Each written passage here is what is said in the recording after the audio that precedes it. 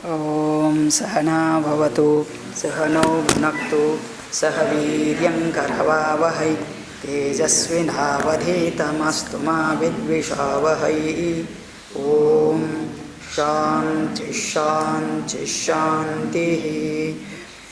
तं रघुनाथस्य शतकोटिप्रविस्तरम् एकैकमक्षरं पुंसां महापातकनाशनं वाल्मीकिगिरिसम्भूता रामाम्भोनिधिसंगता श्रीमद् रामायणी गंगा पुनाति भुवनत्रयम् वाल्मीकिर्मुनिसिंहस्य कवितावनचारिणः शृण्वन् रामकथानादं को न याति परां गतिं। जय जय रघुवीर समर्थ सियावर रामचंद्र भगवान की जय। श्रीमद् वाल्मीकि रामायणम अयोध्या कांडम, इसके पहले वाला बालकांड समाप्त हुआ। अभी शादीशुदा होना ये भी सब बालकांड में आ जाता है और फिर उसके बाद अयोध्या कांड शुरू होता है। अयोध्या कांड का प्रथम सर्ग, और इस प्रथम सर्ग में राम जी राजा दशरथ सभी अपने पुत्रों के साथ अयोध्या में पहुंचते हैं। यहाँ पहुंचने के बाद कुछ समय बिताने के बाद अभी श्री राम के गुणों का वर्णन, राजा दशरथ का विचार होता है कि राम जी को अभी युवराज बना के सब राज्य उसको सौंप देना। इसके लिए अपने नगर के लोगों का, मंत्रियों का दरबार में बुला करके उनसे सलाह मशवरा करना। इस प्रकार की कथा इसमें आ जाती है। गच्छता मातुलकुलं भरतेन तदा नगः शत्रुघ्नो नित्यशत्रुघ्नः नीतप्रीतिपुरस्कृतः।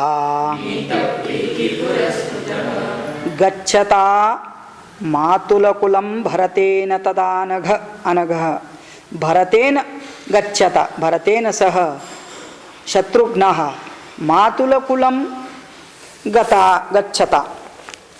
गच्छता हैविंग गॉन।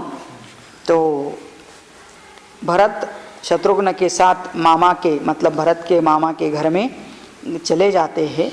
और शत्रुघ्न का मतलब कौन? नित्य शत्रुघ्न, अपने शत्रुओं का नाश करने वाला। ऐसे निष्पाप अनघ शत्रुघ्न के साथ नीतः प्रीति पुरस्कृतः। और जब उसने, भरत जी ने अपने साथ शत्रुघ्न को लेके गया तो बहुत प्यार से, अभी उनके लिए ये दोनों भाई एक जैसे रहते थे और वो मामा भी इनको साथ लेके जाते थे। कहाँ? कैकेयी के पिताजी के घर में। सतत्र न्यवसत् भ्रात्रा सह सत्कार सत्कृतः मातुलेनाश्वपतिना पुत्रस्नेहेन लालितः। तो मातुलेन अश्वपतिना, अश्वपति के यहाँ जब ये जाते थे तो वहाँ उन दोनों का भी जितना भरत को प्यार उतना ही शत्रुघ्न को प्यार, और भरत शत्रुघ्न को अपने पुत्र से भी बढ़कर प्यार करते थे। भ्रात्रा सह सत्कार सत्कृतः मातुलेन अश्वपतिना पुत्र स्नेहेन लालितः, अपने पुत्र के जैसे उनका पालन करते थे, स्नेह से, प्यार से। तो मतलब क्यों बार बार वहाँ जाते? तो हो सकता है आपस में मामा भांजे का बहुत प्यार होता था और इसलिए बार बार उनको अपने वहाँ लेके जाते थे और पुत्र के जैसे ही प्यार से रखते थे। तत्रापि निवसन्तौ तौ तर्प्यमाणौ च कामतः भ्रातरौ स्मरतां वीरौ वृद्धं दशरथं नृपम्। तत्रापि निवसन्त तौ तर्प्यमाणौ च कामतः, वहाँ रहते हुए उन दोनों भाइयों की सभी प्रकार की इच्छाएं पूर्ण की जाती थी अश्वपति के द्वारा। भ्रातरो स्मरताम वीरो वृद्धम दशरथम नृपम। एट द सेम टाइम वहाँ उनको कितना भी सुख सुविधा मिलने के बाद भी उनको बीच बीच में अपने राम लक्ष्मण भाइयों की, राजा दशरथ पिता की भी याद बराबर आती थी। राजा पितौ महातेजा सस्मार प्रोषितौ सुतौ उभौ भरत शत्रुघ्नौ महेंद्र वरुणोपमौ। तो महेंद्र और वरुण, तो राजा इंद्र और वरुण के जैसी दोस्ती या हमेशा साथ साथ रहते थे, ऐसे भरत और शत्रुघ्न भी उन दोनों के जैसे साथ साथ रहते थे और राजा उन दोनों का भी बड़ा स्मरण करते थे। राजा दशरथ राजा पितौ महातेजा सस्मार प्रोषितौ सुतौ, वहाँ भेजे गए दोनों सुतों को बराबर स्मरण करते थे राजा, क्योंकि वो पुत्र भी अपने पिता राजा दशरथ का स्मरण करते ही थे। और वैसे ही यहाँ पर भी राजा को अपने दोनों पुत्रों का स्मरण होता था, और क्यों न हो, अपने ही सब पुत्र माता पिता के लिए समान होते हैं। सर्व एव तु तस्येष्टाः चत्वारः पुरुषर्षभाः स्वशरीराद् विनिर्वृत्ताः चत्वार इव बाहवः। तो क्या राजा को चारों पुत्र एक समान प्रिय थे? तो बिल्कुल एक समान प्रिय थे। कैसे? तो क्योंकि बोलते वो अपने ही पुत्र हैं। और कैसे? तो जैसे किसी को चार भुजा मतलब चार बाहु हो, तो चारों हाथों को आदमी समान रूप में देखता है, ऐसे राजा भी उन चारों बच्चों को अपने चार भुजा के समान मानता था। तेषामपि महातेजा रामो रतिकरपितुः स्वयंभूरिव भूतानां बभूव गुणवत्तरः। अभी सभी बच्चों अपने होने के बाद भी बच्चे वही माता पिता को प्रिय होते हैं जो माता पिता के मन को समझ करके उनकी जरूरत पूरे करने वाले हो और अच्छे गुणों से माता पिता का नाम बढ़ाने वाले हो। इस हिसाब से राम जी के अंदर कुछ विशेष गुण थे और वो जन्म से ही थे, उनके स्वभाव से ही थे, और इसीलिए राजा दशरथ का भी उनके प्रति प्यार आकर्षण एक विशेष था। और ऐसे होने के कारण क्या हुआ, राजा भी उनसे अपेक्षा ज़्यादा रखते थे कि अभी अपना भविष्य उसमें देखते थे राम में, और राजा बनाने का भी विचार उनके मन में था। ये उनका यह प्यार देख करके देवताओं को चिंता लग गई, क्योंकि देवताओं ने राम जी को मतलब भगवान विष्णु को ही राम जी के रूप में भेजा है, अवतार लेने के लिए कहा है, यहाँ राज्य करके बैठने के लिए नहीं, यहाँ राजा दशरथ का इच्छा पूरा करने के लिए नहीं। तो ये दुनिया को जो खतरा है रावण जैसे राक्षसों का, उनका संहार करने के लिए इनको यहाँ भेजा है। तो यहाँ वहाँ राज्य में बैठ के तो नहीं हो सकता है, उसके लिए फील्ड वर्क करना पड़ता है। फील्ड वर्क का मतलब होता है जंगल में जाना होगा, और यदि ये यहीं रम गए तो क्या होगा। इसलिए देवता क्या सोच रहे, सही देवैरुदीर्णैश्च रावणस्य वधार्थिभिः अर्थितो मानुषे लोके जज्ञे विष्णु सनातनः। तो वह सनातन महाविष्णु ही आज राम जी के रूप में अवतरित हुआ है, और यह अवतार लेने का कारण भी था कि सभी देवै ही उदीर्णस्य रावणस्य, रावण का नाश करने के लिए सभी देवताओं ने विष्णु से प्रार्थना की थी और अवतार लेने के लिए कहा था। वह अपना कार्य भूल न जाए और राजा के प्रेम में, पिता के प्रेम में यही न बैठ जाए करके सभी देवताओं को चिंता लगी। कौसल्या शुशुभे तेन पुत्रेणामित तेजसः यथा वरेण देवानाम् अदितिर्वज्रपाणिना। कौशल्या शुशुभे तेन, कौशल्य के यहाँ जन्म लेकर के महारानी कौशल्य की शोभा तो बढ़ाई, लेकिन जैसे वज्रधारी देवराज इंद्रदेव माता अदिति को सुशोभित करते थे, कि मतलब दिति और अदिति ऐसे दो भारियाँ थी, उनमें से दिति से जितने पुत्र हो गए वो सब दैत्य बन गए और अदिति से जो पुत्र हो गए सब देवता बन गए। तो देवताओं में भी श्रेष्ठ इंद्र, और वह इंद्र अपनी माता अदिति की शोभा बढ़ाते थे। बिल्कुल वैसे ही यहाँ राम जी कौशल्या की शोभा बढ़ा रहे हैं। सही रूपेण सही रूपोपपन्नश्च वीर्यवान नसूयकः भूमावपनुपमसूनुः गुणैर्दशरथोपमः।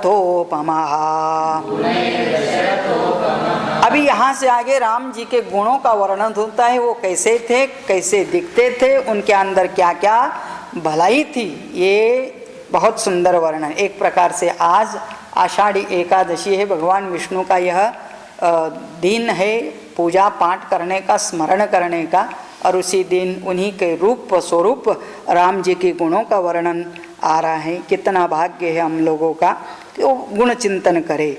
तो सही रूप उपपन्नश्च, रूप से उपपन्न मतलब बहुत सुंदर रूप वाले, केवल रूपवान नहीं वीर्यवान, केवल वीर्यवान नहीं, अनसूयकः, वीर्यवान मतलब पराक्रमी, और अनसूय का मतलब, असूया मतलब परगुणेषु दोष दर्शनम असूया, दूसरों में से दोष ढूंढना और उसको दोष देखने का जिसका स्वरूप है तो उसको कहते हैं असूयो। और जो कभी भी किसी के दोष नहीं केवल गुण देखता है उसको कहते हैं अनसूयु हो। तो यह अनसूयक है। भूमौ अपि उपमः सूनुः गुणैर्दशरथोपमः। तो यहाँ कहते हैं उस गुण के हिसाब से देखा जाए तो पिता दशरथ से भी, पिता दशरथ को ही लग रहा है, वो स्वयं दशरथ थी, उनका वर्णन करेंगे तो कहते हैं कि मेरे से भी ज़्यादा गुणवान मेरा राम है। सच नित्यं प्रशांतात्मा मृदुपूर्वञ्च भाषसे उच्यमानोऽपि पुरुषं नोत्तरं प्रतिपद्यते। अभी एक एक करके गुणों का वर्णन आ रहा है सुंदर सा। क्या है वो वर्णन देखो। सच नित्यं प्रशांतात्मा, नित्य प्रशांत, हमेशा शांत चित्त वाले, भाषण में मृदु पूर्वम च भाषसे, हमेशा मीठी बात, ये बहुत सुंदर है। आदमी कितना भी बड़ा हो लेकिन वाणी मधुर हो। उच्चमानोपि परुषम, और कहीं कहीं भी कठोर वचन भी बोलना पड़े तो ऐसा नोत्तरम प्रतिपद्यते, उनसे कोई कठोर में से भी बात करे या वो भी किससे कठोर से बात करे लेकिन सुनने वाले को वह मृदु वचन जैसे ही लगना चाहिए। और उनको भी कोई कठोर वचन से बोलने के बाद भी प्रतिक्रिया वो कभी कठोर वचन से नहीं देते थे। कदाचित उपकारेण कृतेनैकेन तुष्यति न स्मरत्यपकाराणां शतमप्यात्मवत्तया। तो कहते हैं कदाचित उपकारेण कृतेनैके तुष्यति, कदाचित उपकारेण कृतेन एकेन तुष्यति, किसी ने एक भी उपकार कर दिया, उनका कोई एक काम किया, उनके लिए कुछ करा दिया, तब भी उस एक बार कोई हेल्प किया, उपकार किया, मदद किया तो कभी जीवन में उनको भूलते नहीं थे। मतलब अपने को मदद करने वाले को हमेशा याद रखते थे। और न स्मरति अपकाराणाम शतम अपि आत्मवत्तया, और किसी ने सैकड़ों अपराध भी किए तब भी उसको कभी भी अपराधों को याद नहीं दिलाते थे। मतलब उसको हीनता या उसको हिनौना, मतलब उसके ऊपर बात याद दिलाकर बार बार उसको नीचा दिखाना, ऐसे नहीं करते थे। ये भी बहुत बड़ी बात है, क्योंकि किसी ने कुछ गलती कर दिया है और बार बार वही गलती दोहराते रहे तो उतनी बार उस व्यक्ति को हम नीचा दिखाते, तो वो नहीं करते थे। दो चीज़ें की बार हो गया, उनको एक बार कोई उपकार कर दे तो जन्म भर नहीं भूलेंगे, और कोई कितना भी अपकार किया तब भी उसको अपकार के कारण बार बार दुखी नहीं करते। शील वृद्धैर्ज्ञान वृद्धैः वयो वृद्धैश्च सज्जनैः कथयन्नास्तवै नित्यम् आश्रयोग्यान्तरेष्वपि। क्या क्या बढ़िया बातें हैं, याद रखने लायक है। तो 3 प्रकार के वृद्ध मतलब ज्येष्ठ कहे जा रहे हैं। एक है शील वृद्ध, शील का मतलब आचरण, शील वृद्ध, ज्ञान वृद्ध और वयो वृद्ध। हमारे आजू बाजू में 3 वृद्ध रहते हैं, तो कोई शील वृद्ध हो सकता है, मतलब हमसे अच्छा गुण वाला, आचरण वाला सज्जन। दूसरा हो सकता है हमसे उम्र में छोटा बड़ा हो लेकिन ज्ञान से बड़ा है, तो उसको ज्ञान वृद्ध कहा जाता है।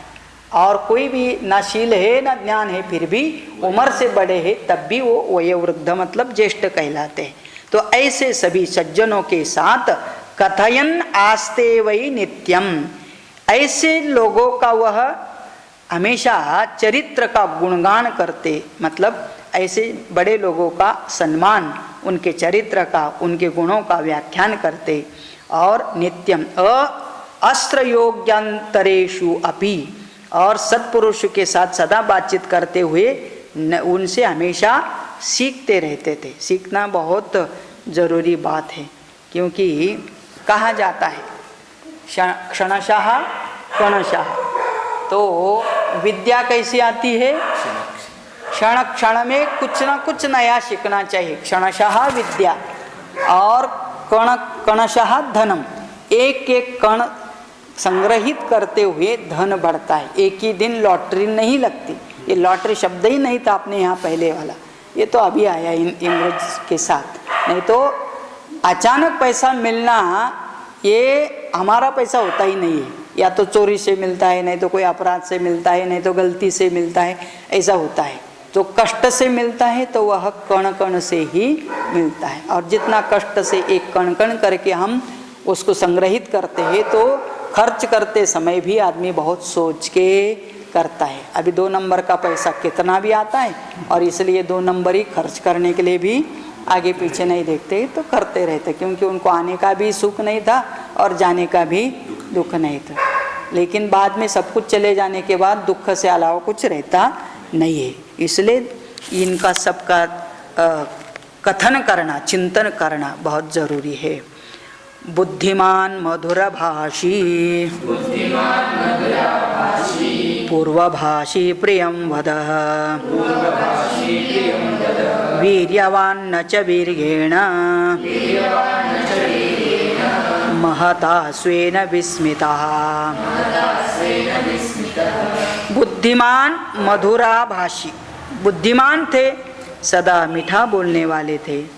पूर्वभाषी का मतलब अपने पास आए तो पूर्व, पूर्व का मतलब पहले, अपने पास कोई आया तो चुप बैठ करके वो क्या कहता वो सुनना चाहिए, या आने वाले को हम पहले ही स्वागत, आइए बैठिए, कौन है, स्वयं बोलना चाहिए।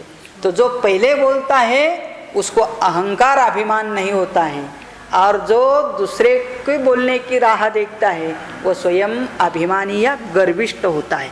तो राम जी कैसे थे, तो कहते पूर्वभाषी, कोई भी आए तो सबसे पहले वही बात शुरू करते थे और आने वाले व्यक्ति को कंफर्ट दिलाते थे। प्रियम वद, और ऐसी बात करते थे कि वो सुनने वाले को अच्छी लगे। वीर्यवान न च वीर्येण महता स्वेन विस्मिता, स्वयं कितना भी स्वयं पराक्रमी होने के बाद भी कभी दूसरों के सामने अपना वीर्य का मतलब सामर्थ्य नहीं दिखाते। सामर्थ्य होना चाहिए, संकट आने पर उस सामर्थ्य का उपयोग भी होना है, लेकिन दूसरों को दिखाने के लिए सामर्थ्य नहीं होना चाहिए।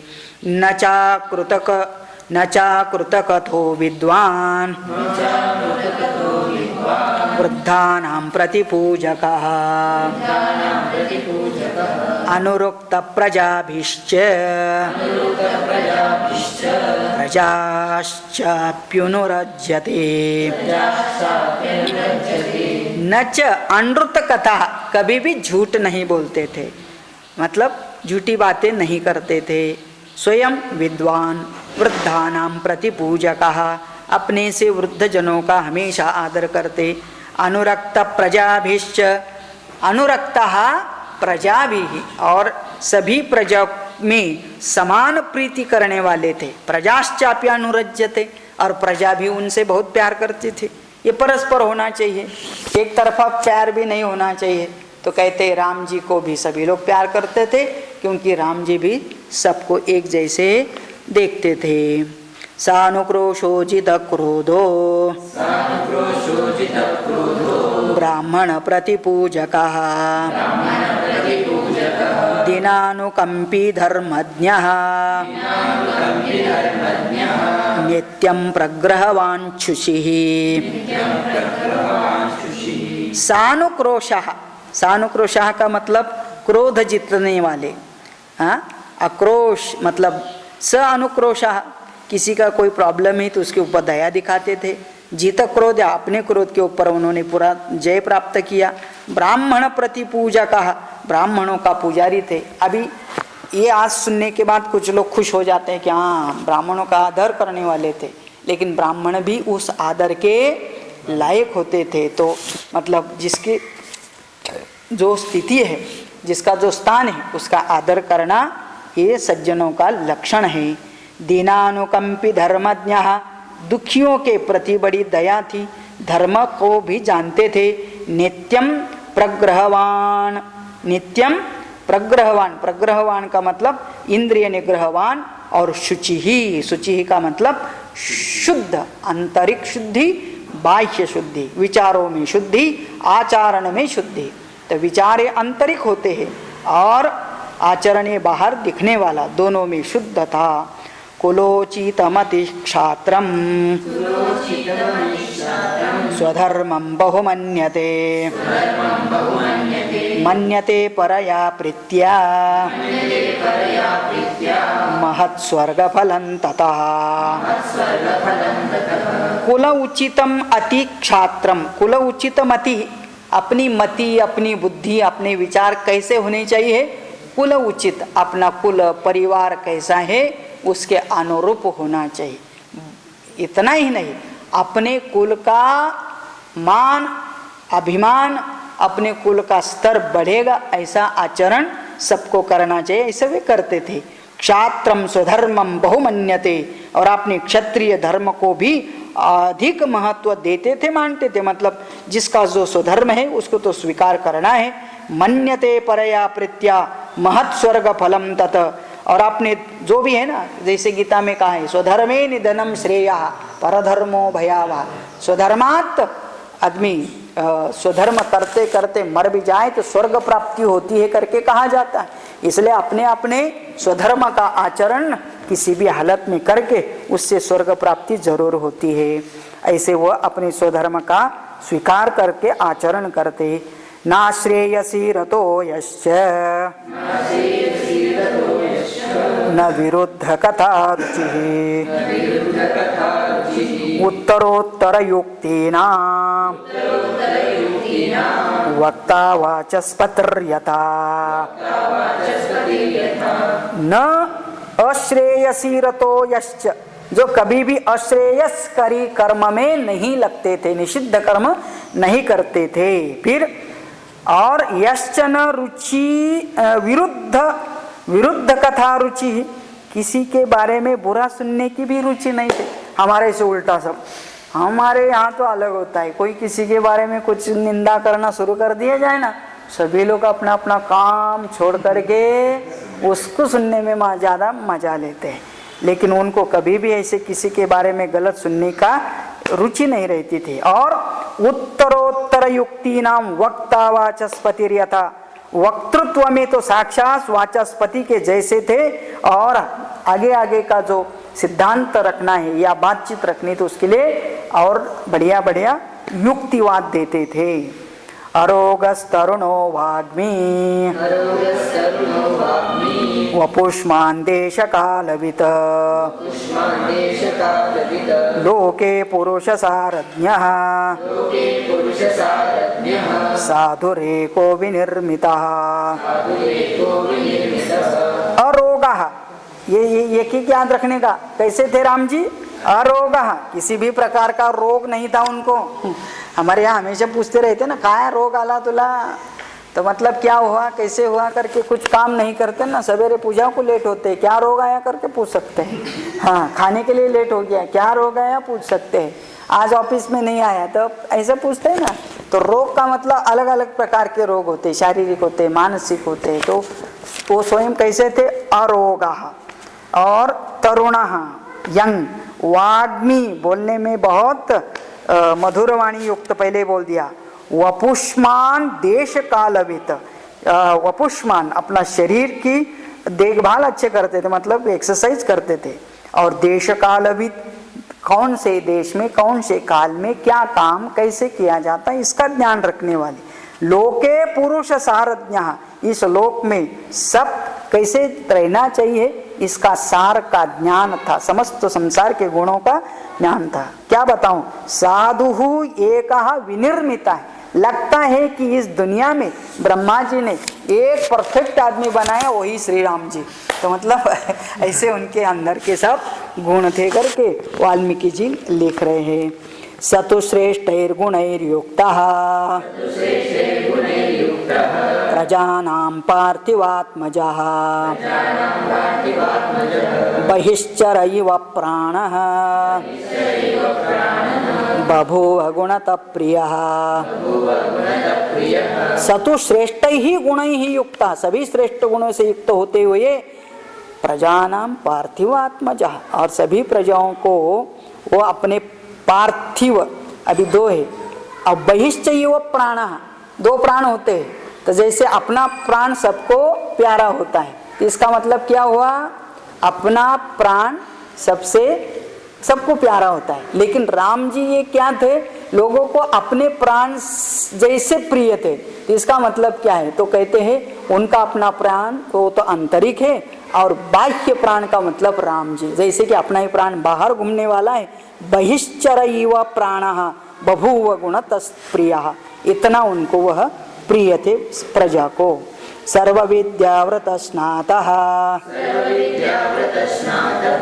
यथावत् सांगवेदवित् ईश्वस्रे च पितुश्रेष्ठः बभूव भरताग्रजः। सर्व विद्याव्रत स्नातः, सभी प्रकार की विद्याओं में निष्णात थे। यथावत सांग वेदवित, सभी अंगों के सहित वेद को भी जानते थे। 4 वेद है, ऋग यजुः साम अथर्व, और उसके 6 अंग है। उसके 6 अंग होते शिक्षा, कल्प, व्याकरणम, निरुक्तम, छंदः, ज्योतिषम इत्यादि। तो इस प्रकार से 6 के 6 उनके, तो इन सभी चीज़ों का ज्ञान उनको था। इसका मतलब आदमी को सब प्रकार के शास्त्र का थोड़ा थोड़ा तो जनरल नॉलेज होना चाहिए।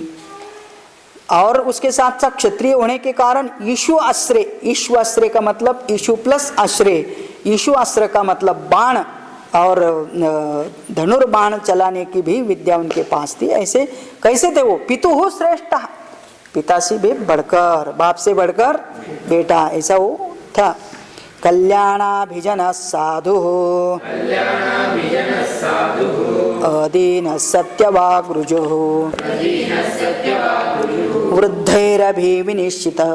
वृद्धैरभिविनीतश्च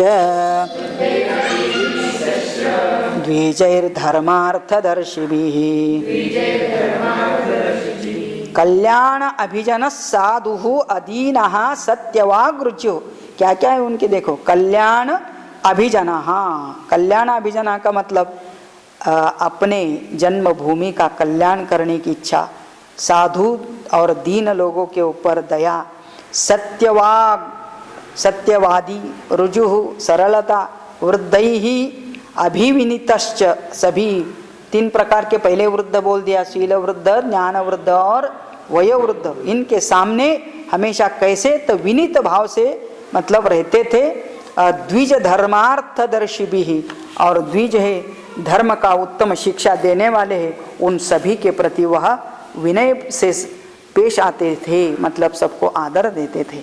धर्म कामार्थ तत्वज्ञः स्मृतिमान प्रतिभावान लौकिके समयाचारे कृतकल्पो विशारदः। धर्म काम अर्थ तत्वज्ञः, धर्म हो काम हो अर्थ हो, मतलब व्यावहारिक सभी प्रकार के नियमों का, धर्मों का, पुरुषार्थों का उनको ज्ञान था। स्मृतिमान, सभी प्रकार के स्मृतियों का भी उनको भान था, ज्ञान था। प्रतिभावानवान, उनके अंदर की प्रतिभा ही ऐसे थी। लौकिके समयाचारे, लोक व्यवहार में संपादन में समर्थ थे। समयोचित धर्माचरण में भी विशारद मतलब कुशल थे। निभृत संवृताकारः गुप्त मंत्र सहायवान अमोघ क्रोध हर्षश्च त्याग संयम कालिवत। तो कहते हैं निभृतः संवृताकारः, विनयशील और अपने अभिप्राय को छिपाने वाले, है ना।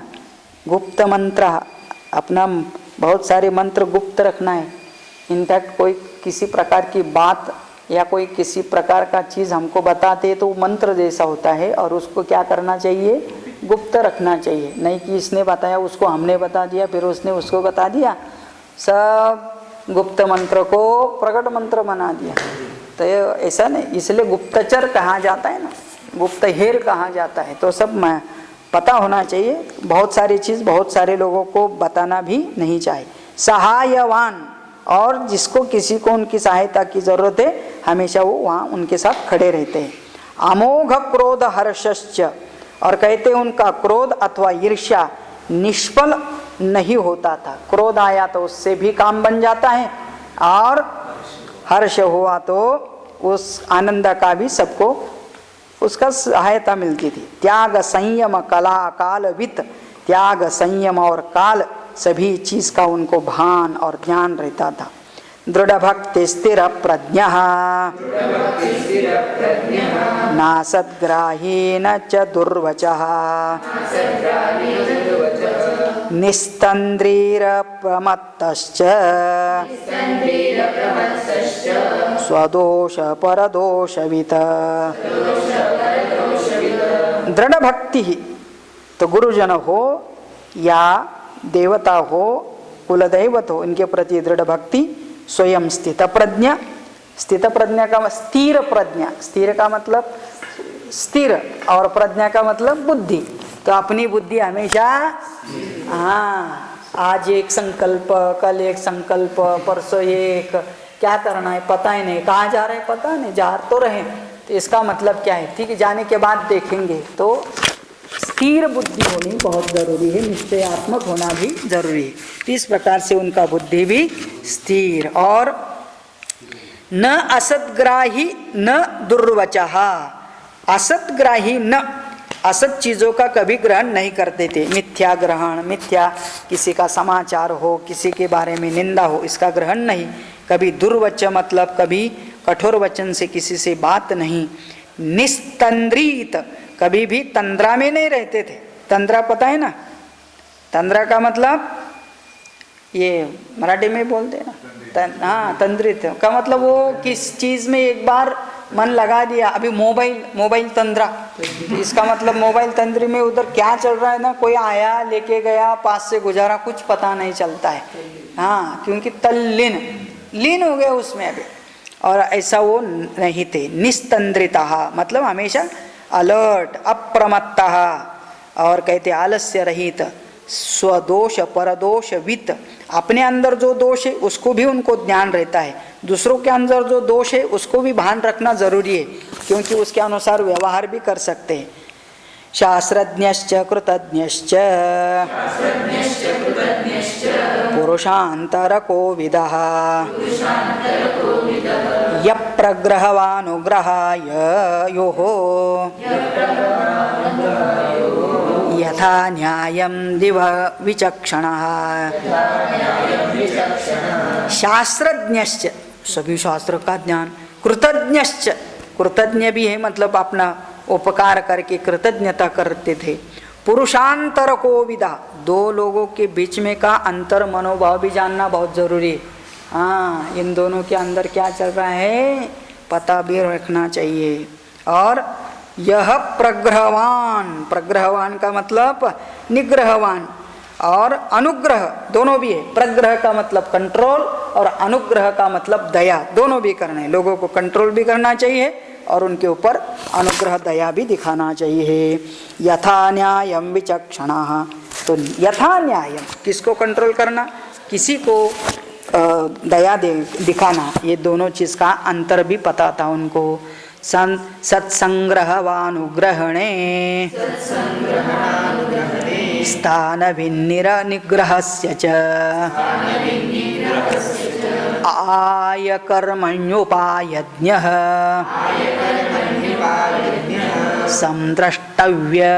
संद्रष्टव्ययकर्मवित्। अभी ये देखो, ये संसार में सभी चीज़ें की ज़रूरत है और आदमी को पता भी होनी चाहिए। क्या क्या होना चाहिए, तो कहते हैं सत्संग्रह अनुग्रहणे। सत्संग्रह सत्पुरुषों का संग्रह और पालन करना, उसी प्रकार स्थान निग्रह स्थानवद निग्रहणस्य, और दुष्ट पुरुषों का निग्रहण भी करना है। तो सज्जनों को टिकाना और दुर्जनों को भगाना, ये भी जरूरी है। वहाँ वहाँ उनको बोलना भी चाहिए।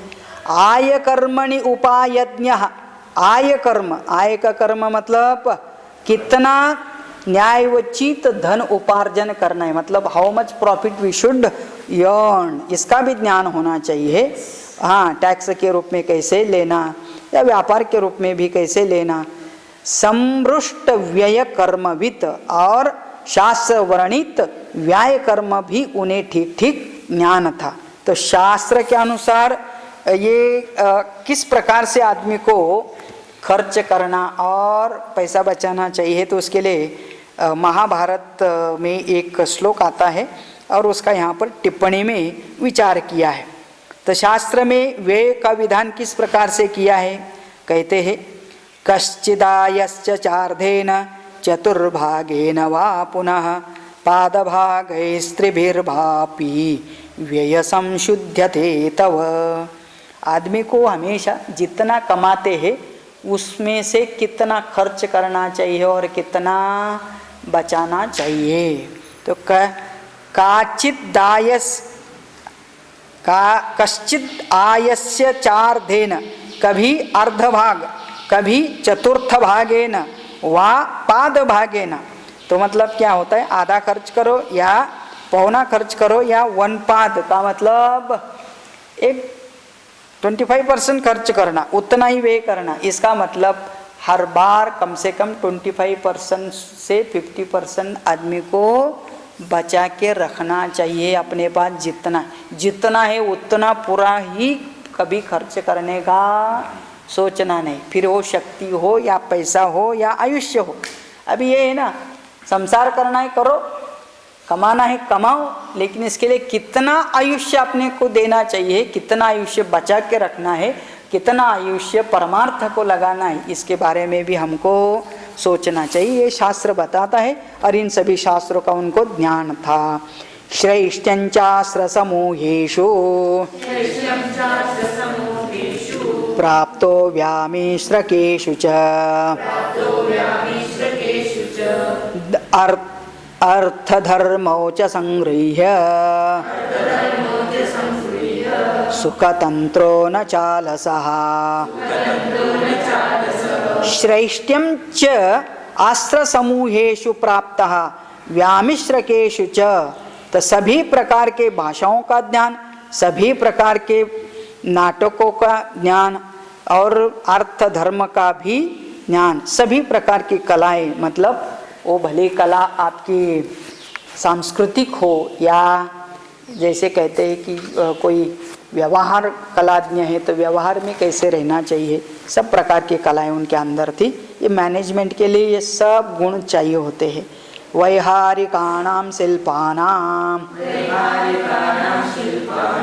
विज्ञातार्थ विभागवित आरोहे विनये चैव युक्तो वारणवाजिनाम्। तो कहते वैराहिकानां, विहारस्य भावः वैराहिकम, तो विहार का मतलब क्रीड़ा मनोरंजन, इसके बारे में भी उनको ज्ञान था। शिल्पानाम, शिल्प मतलब चित्रकला, विज्ञानार्थ विभाग, और सभी प्रकार के विभाजन के उन्हें सम्यक ज्ञान था, मतलब किस किस प्रकार का। आरोहे विनये चैव, आरोह का मतलब हाथी घोड़े पर कैसे चढ़ना, इसका भी ज्ञान था। विनय भी संपन्न थे, और युक्तो वारणवाजी नाम, उसी प्रकार शिक्षा देने में भी वह निपुण थे। तो जैसे सीखते भी थे और सिखाने के लिए भी उनके पास कला थी। और क्या क्या सीखे थे? धनुर्वेद विदाम श्रेष्ठः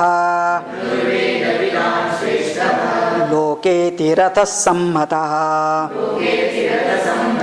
अभियाता प्रहर्ता च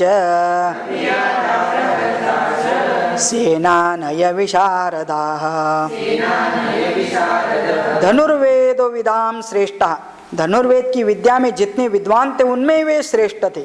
लोके अतिरथ सम्मतः, सभी लोगों ने उनका अतिरथी करके सम्मान किया।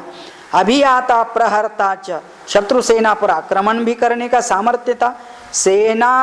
सेनानय विशारदः, और अपनी सेना का भी सेनापतित्व करने का उनका अधिकार था और ज्ञान था। अप्रदृश्यश्च संग्रामे क्रुद्धैरपि सुरासुरैः अनसूयोजित क्रोधः न द्रुप्तो न च मत्सरी। अप्रदृश्यश्च मतलब क्या है? संग्राम में वही उसको चैलेंज किया तो वो भी स्वीकार करने का उनका सामर्थ्य था। और क्रुद्धैरपि सुरासुरैः, और कहते ये भी क्रोध आ जाए तो उनके सामने सुर हो या असुर हो, उनसे भी डरते नहीं थे। अनसूया, लेकिन किसी की भी निंदा नहीं करते थे। जित क्रोधः, अपने क्रोध के ऊपर उनका कंट्रोल था। न द्रुप्तः, वो कभी किसी को दर्प से बात नहीं करते थे। न च मत्सरी, न किसी का मत्सर करते। अपने यहाँ एक रूम में 4 रहते तो एक दूसरे का उतना मत्सर करते हैं। किसी किसी को किसी का अच्छा ही नहीं लगता, या है ही क्यों यहाँ करके आदमी को लगने लगता है। और वो तो कहते हैं कि अपनी प्रजा है तो प्रजा में सभी प्रकार के लोग रहते हैं करके। नावज्ञेयश्च भूतानां न च कालवशानुगः एवं श्रेष्ठैर्गुणैर्युक्तः प्रजानां पार्थिवात्मजः। न अवज्ञेयश्च भूतानां, किसी भूत की अवहेलना नहीं करते थे। ये बहुत बड़ी बड़ी बात, क्योंकि हमारे यहाँ शास्त्र बोलता है ईश्वर सर्वभूतानां हृदयेषु, सभी में परमात्मा है और सभी को परमात्मा रूप में देखना है। और फिर किसी का राग द्वेष करो तो कैसे लगता है। तो कहते न अवज्ञेय, किसी की अवज्ञा नहीं करते थे। कालवश अनुगः, और जैसा जैसा समय आता है उसके अनुसार अपने आप को बदलना भी चाहिए। सब जगह पर एक हमारा नियम बोल करके नहीं बैठना चाहिए। एवं श्रेष्ठैः गुणैः युक्तः प्रजानां पार्थिवात्मजः, वो साक्षात सभी प्रजा के राजा बन चुके थे। मतलब अभी वो राज्य अभिषिक्त नहीं हुए, लेकिन लोगों ने उनको अपना राजा मान लिया था। सम्मतस्त्रिषु लोकेषु वसुधाया क्षमा गुणैः बुद्ध्या बृहस्पतेस्तुल्यः वीर्ये चापि शचीपते। सम्मतिस्त्रिषु लोकेषु, उनको तो तीनों लोक में सम्मति प्राप्त हुई का मतलब मान मर्यादा वसुधायाः क्षमा गुण ही, पृथ्वी से उन्होंने क्षमा गुण को धारण किया था, क्योंकि क्षमा यह पृथ्वी का सबसे बड़ा गुण है ना। भूमाता, हम कौन भी हो, कौन का मतलब देव दानव राक्षस, अच्छे बुरे पापी पुण्यवान मनुष्य इतर, सबको समान रूप से सेवा देती है पृथ्वी, सबको पानी देती है, सबको रहने के लिए आधार खाना पीना, कौन? पृथ्वी माता। तो उसके अंदर कहा जाता है कि क्षमा यह बड़ा गुण है, इसलिए पृथ्वी का दूसरा नाम क्षमा है। तो ऐसे क्षमा गुण पृथ्वी से उन्होंने अपने में भी धारण किया। बुद्ध्या बृहस्पति, और बुद्धि की दृष्टि से विचार करो तो साक्षात बृहस्पति के समान। तुल्यो वीर्यो चापि शचीपते है, शचीपति का मतलब मिस्टर इंद्र के वाइफ का नाम शची है, और शचीपति का मतलब वह इंद्र के समान वीर्य सामर्थ्यवान भी है। तथा सर्व प्रजा कांतैः प्रीति संजननै पितुः गुणैर्विरुरुचे रामः दीप्तः सूर्य इवांशुभिः। सूर्यदेव के जैसे अपने किरणों से प्रकाशित होते, ऐसे भगवान राम अपने गुणों से, गुणैर्विरुरुचे रामः, है ना। तो जग में अपना भी प्रकाश पड़ना चाहिए, कैसे? अपने गुणों के द्वारा। तथा सर्व प्रजा कांत ही, ऐसा बोल दिया, मतलब प्रजा कांत की सभी प्रजा उनको उनके गुणों के कारण सूर्य के जैसे अपने साथ देखते हैं हमेशा। तमेवं वृत्त संपन्नम अप्रदृश्य पराक्रमं लोकनाथोपमं नाथम् अकामयत मेदिनी। तम एवं वृत्तम वृत्त संपन्नम, इस प्रकार के सदाचार से संपन्न, अप्रदृश्य पराक्रमम, लोकपालों में तेजस्वी श्री रामचंद्र, लोकनाथोपमम, साक्षात भूमंडल के व प्रजा के नाथ है, मतलब स्वामी, ऑलरेडी ऐसे गुणों से युक्त बन चुके हैं। अकामयत मेदिनी, और मेदिनी का मतलब पृथ्वी भी ऐसे ही अपना प्रतिपालक हो, राजा हो, ऐसी पृथ्वी भी कामना करती है। एतैस्तु बहुभिर्युक्तं गुणैरनुपमैः सुतं दृष्ट्वा दशरथो राजा चक्रे चिंतां परन्तपः। अभी सोचिए, इतने सारे गुणों से संपन्न किसी का पुत्र हो तो वो बाप कैसा खुश होता होगा, सुखी होता होगा, उसको क्या लगता होता है। कहते ये तैस्तु बहुभी युक्तम गुणैः अनुपमैः सुतम, इसके जैसा गुणवान सुत मतलब पुत्र और किसी का नहीं होता है। और ये सोच करके राजा दशरथ को क्या लगा, चक्रे चिंताम, उसके दिमाग में चक्र शुरू हुआ, चिंतन शुरू हुआ। क्या चिंतन शुरू हुआ? अथराज्ञो बभूवैव वृद्धस्य चिरजीविनः प्रीतिरेषा कथं राम राजा स्यान्मयि जीविते। हाँ, तो कहते हैं अभी उसका चिंतन शुरू हुआ, राजा दशरथ जी का चिंतन शुरू हुआ। एक तो गुणवान रूपवान सभी गुणों से संपन्न एक साइड में पुत्र है, एक साइड में बोलता है मैं तो वृद्धस्य चिरजीविना, मैं तो काफी जीवन जी लिया, अभी वृद्ध हो गया। बभूव वृद्धस्य राज्ञः बभूव, अभी राजा वृद्ध हो चुका है।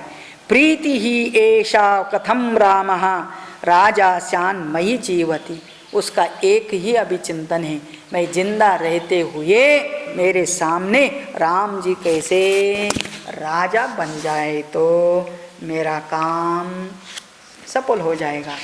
तो आगे तो बोलता है कि मैं आनंद से मरूंगा, मैं आनंद से स्वर्ग चले जाऊंगा। तो इसका मतलब पिता को लगता है कि अपनी जवाबदारी, अपना पुत्र, और वो भी ऐसे योग्य पुत्र जितना जल्दी ले ले वो तो उतने में ही मुक्त हो जाएंगे। एषा ह्यस्य परा प्रीतिः हृदये संपरिवर्तते कदा नाम सुतं द्रक्ष्यामि अभिषिक्तमहं प्रियम्।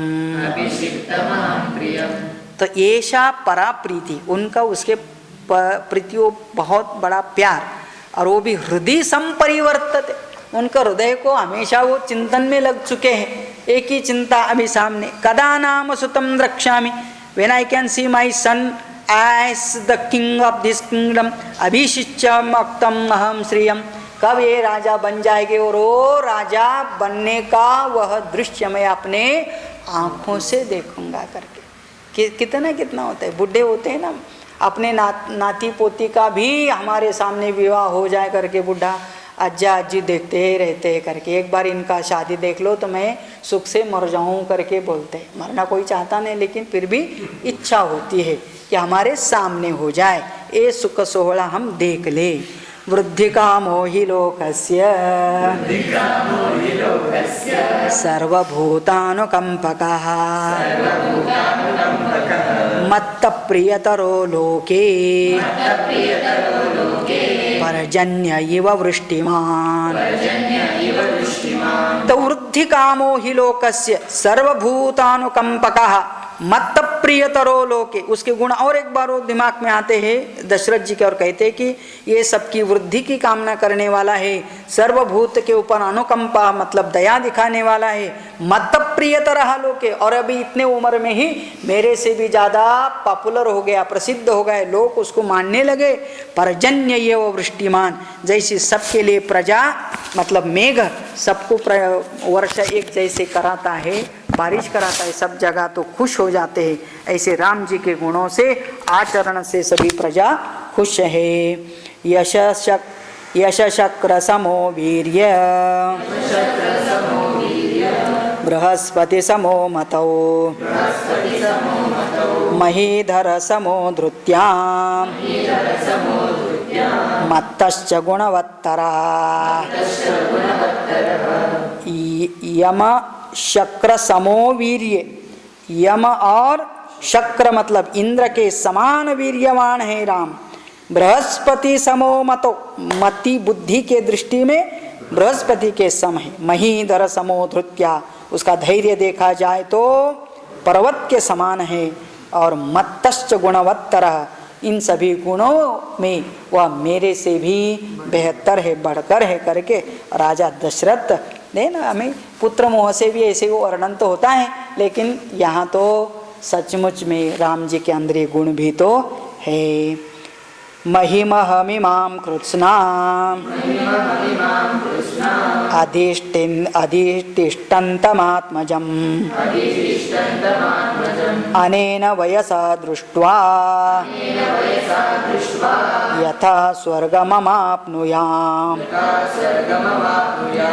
महिमहमिमां कृत्स्नाम् अधिष्ठितम् आत्मजम्, आत्मज मतलब अपने से उत्पन्न हुआ इस पुत्र को, इस मही का मतलब पृथ्वी का या राजा देख करके, अनेन वयसा इस उम्र में मतलब अभी उस काफ़ी उम्र हो चुकी है, और इस उम्र में जल्दी से जल्दी इनको राजा बन करके देखना चाहता हूँ, जिससे कि स्वर्गम आपनुयाम, फिर मैं मर के स्वर्ग चले जाऊँ, क्योंकि मेरा पूरा कर्तव्य पूरा करने के बाद ही मुझे स्वर्ग प्राप्ति हो सकती है। तो इसीलिए मेरा काम हो जाए तो मुझे भी जाने के लिए खुशी से मैं जाऊंगा। इत्येवं विविधस्तैतैः अन्य पार्थिव दुर्लभैः शिष्टैरपीरिमेयश्च लोके लोकोत्तरैः गुणैः। इति एवं विविधैः तैः अन्य पार्थिव दुर्लभैः, अन्य पार्थिव अन्य पृथ्वी पर रहने वाले जीवों से ज़्यादा इनके अंदर बहुत सारे गुण हैं, विविध ही गुण ही। शिष्ट ही अपरिमेय है, और शिष्ट लोगों के गुण भी इसके अंदर है कि जिसकी कल्पना या तुलना किसी के साथ नहीं किए जाती है। लोके लोक उत्तर गुण ही, इस लोक में बहुत दुर्लभ जो गुण है वो सभी गुण एक के अंदर ठुस ठुस के भरे है करके। तम समीक्ष तदा राजा युक्तं समुदितैर्गुणैः निश्चित्य सचिवैः सार्धं यवराज्यममान्यवत्। तम समीक्षा, सभी गुणों की समीक्षा करने के बाद राजा को लगा कि नहीं, मुझे ये काम बहुत जल्दी करना चाहिए, और इसलिए उन्होंने तुरंत सचिव ही निश्चित अपने सभी मंत्रियों को बुलाया और निश्चय करने का विचार किया। सार्धम यौवराज्यम अमन्यत, और जल्दी से जल्दी इसको युवराज बना दो। युवराज का मतलब राजा, राज्याभिषेक करा करके युवा राजा, अभी वृद्ध राजा हो गए ना, तो युवा को राजा बना देना, नया राजा बना देना। दिव्यंतरिक्षे भूमौ च घोरमुत्पातजं भयम् संचचक्षेथ मेधावी शरीरे चात्मनो जरा।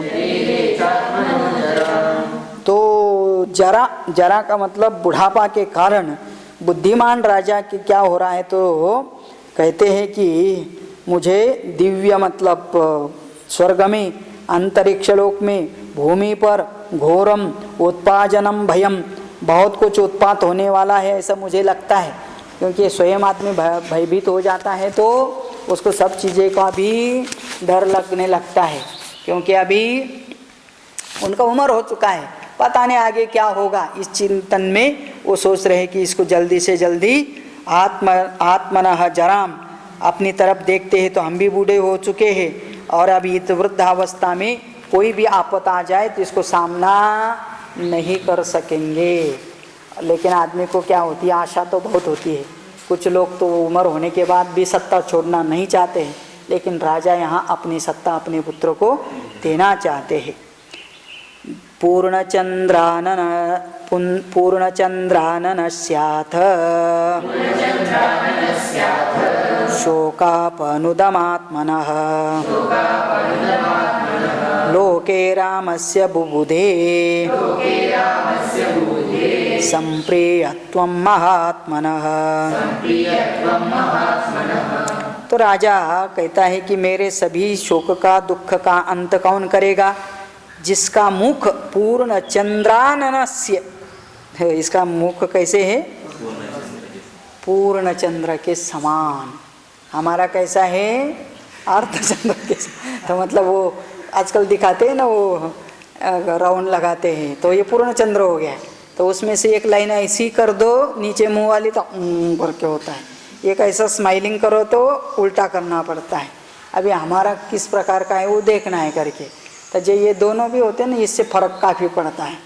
ऐसे करके बैठो तो नीचे आ जाता है ना, स्माइल करो तो इधर ऊपर जाता है। तो इसका मतलब क्या है? तो राम जी का तो पूर्ण चंद्र है, ना नीचे आता है ना ऊपर जाता है, मतलब हमेशा परिपूर्ण स्थिर प्रज्ञा।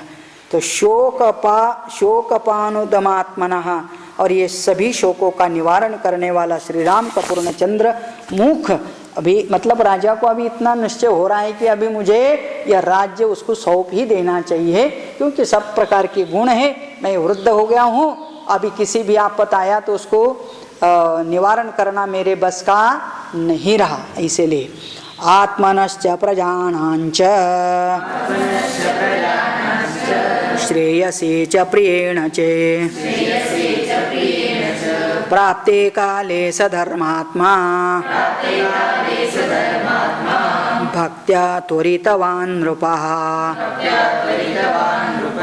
तो कहते हैं आत्मनश्च प्रजानां च श्रेयसे, तो हमारा और प्रजा का दोनों को भी यदि कल्याण होना है, और इसलिए फिर प्राप्ते काले च स धर्मात्मा।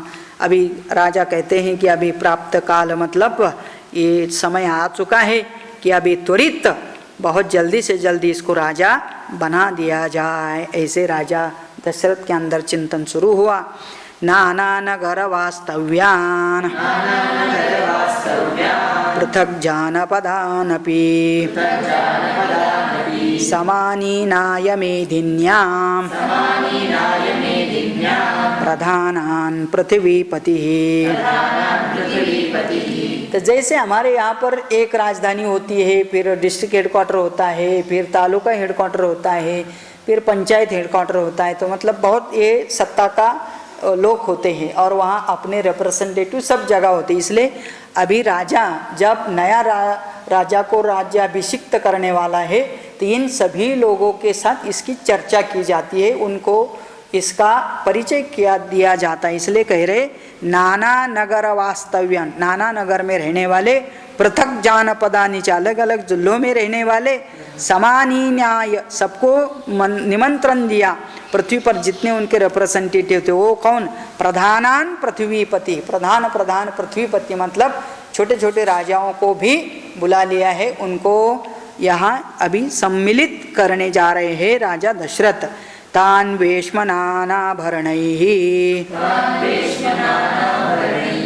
यथार्हं प्रतिपूजितान् ददर्शालंकृतो राजा प्रजापतिरिव प्रजाः। तो सब लोग को निमंत्रण दिया, वो सब लोग आ गए हैं और फिर सबको वेश्म मतलब रहने का घर दिया, नाना आभरण के साथ प्रतिपूजन, उनको भी अलग अलग प्रकार के अलंकार परिधारण करने के लिए। और सब लोग राजा प्रजापति रेव प्रजा, क्योंकि राजा सबका प्रजापति के जैसे होता है, सबका पालन करने वाला होता है। ऐसे ही राजा अभी वृद्ध भी हो चुके हैं दशरथ, और इसलिए सबको बुला करके सबको आदर से उनका जैसा अधिकार उस प्रकार से उनको रहने की व्यवस्था किया, क्योंकि बड़ा मीटिंग होने जा रही है। न तो केकेय राजानम जनकं व नराधिपः त्वरया चानयामास पश्चात्तौश्रोष्यत प्रियम।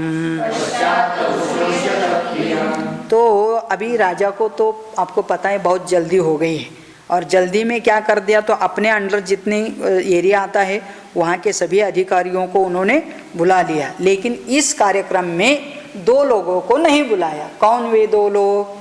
एक तो है कैकेयी के पिता केकेय राज, और दूसरे है कि सीता के पिता जनक राज। अभी ये तो संबंधी है, इनको तो खाली इनकी चर्चा करने की भी उनको ज़रूरत नहीं है, वो खाली समाचार देना है। अभी उनको दोनों को भी आज निमंत्रण भेजा जाए तो जाने वाला 4 दिन लेगा, और फिर वो आते समय 4 दिन लेंगे, तो फिर 8 दिन तो चले जाएंगे। और राजा को तो ऐसा हुआ कि इसको कल ही इसका राज्याभिषेक कर दे करके इतनी गड़बड़ी हो चुकी है। और इसलिए कहते हैं कि उनको क्या किया जाएगा फिर उन दोनों को, मतलब केके राजा को और जनक को, तो कहते बाद में उनको समाचार भेजा जाएगा, मतलब इसकी मालूमात करा दिया जाएगा, बता देंगे कोई हम दूत भेज करके। तो मतलब इंटेंशन ऐसा कुछ नहीं था कि उनको नहीं बुलाना, वो इधर स्पष्ट कर रहे हैं वाल्मीकि जी। तो फिर नहीं बुलाया क्योंकि समय लगता था। अथोपदिष्टे नृपतौ तस्मिन् पुरपुरार्धने ततः प्रविविशु शेषाः राजानो लोकसम्मताः। तो अथ उपदिष्टे नृपतौ तस्मिन् पुरार्धने, तो कहते हैं दरबार में सभी प्रकार के नगरवासी और शत्रु नगरी को छोड़ करके, परपुरार दर्शने, परपुर अदर्शने, जो शत्रु से पीड़ित है मतलब शत्रु राज्य है उनको न बुलाते हुए अपने जो चाहने वाले उन सबको बुला करके ततः प्रविशिशु शेषाः राजानः, इन केके और जनक को छोड़ करके सभी राजा नगर में आ जाते हैं, सभा में प्रवेश कर चुके हैं। अथ राजवितीर्णेषु विविधेष्वेश्वासनेषु च राजानमेवाभिमुखाः निषेधुर्निर्यता नृपाः। अथ राजवितीर्णेषु विविधेषु आसनेषु, राजा के उनके अनुचित उचित जैसे जैसे आसन होते हैं उनको सबको अपने अपने जगह पर निश्चित स्थान पर बिठा दिया है, और राजा भी अपनी जगह पर आकर के बैठते हैं। आज तो खाली सभा भरने वाली है, चर्चा तो कल हो जाएगी उसके अंदर। लेकिन यहाँ पर वो सब लोग राजसभा में बैठ जाते हैं। सलब्धमानैर्विनयान्वितैर्नृपैः पुरालजैर्जानपदश्च मानवैः उपोपदिष्टैर्नृपतिर्वृतो बभौ सहस्रचक्षुर्भगवानिवामरैः।